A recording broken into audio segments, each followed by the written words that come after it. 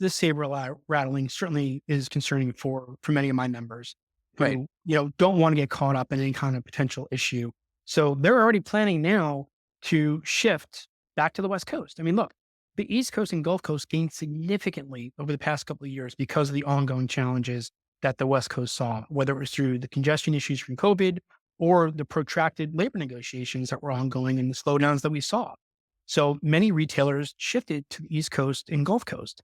But now that's a threat to them. They want to make sure that they've got product that's coming in, especially because this contract expires at the end of September, which is right smack dab in the middle of the peak shipping season. And then make sure they get their holiday merchandise in. So, as they have their upcoming discussions and negotiations with the carriers, this is going to be on the table for them to make sure that they've got the ability to get product here. So many of those that shift might occur earlier than normal because again, they want to make sure they've got the lanes set up and ready to go. So our message to both the ILA and USMX is get back to the table and negotiate.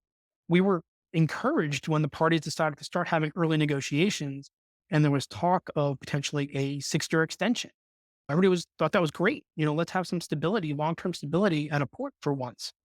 And then things kind of broke down. Obviously, we saw the ongoing labor discussions last year, not just with the ILWU, but also with the Teamsters and UPS. And we saw with the rail lines. I mean, all that, you've seen more strident labor union negotiations that have been ongoing.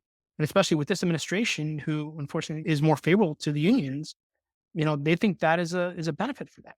And with this contract expiring, right before the election, I don't know. It can be a challenge. We certainly hope that they can get back and have these negotiations. We know there are important issues on both sides, but they can't come to an agreement if they're not at the table. And right now, from what we understand, they're not at the table having discussion.